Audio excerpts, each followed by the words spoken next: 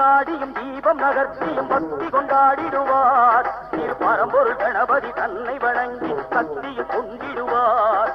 நீலிமலைகளில் ஏறி நடந்து சபரியை நெருங்கிடுவார். அங்கு நிலை பெறும் பீடம் சபரியை கண்டு தரங்குத்தி வணங்கிடுவார். 18 படியிலும் பூஜை நடத்தும் பக்தர்கள் 1 கோடி. அவர் பரவசமானார் தம்மை மறந்தார் ஐயோ உனிநாடி. அரும்பெரும் ஜோதி மிக பெருந்தருணை ஆனந்த ஒளி வீசும். தினம் அங்கே எரியும் ஜோதியை கண்டார் ஆதவன் திருக்கோலம். சுவாமிய சரணம் சரணம் பொன்னையப்பா சரணம் ஐயப்பா. சுவாமிய சரணம் சரணம் பொன்னையப்பா சரணம்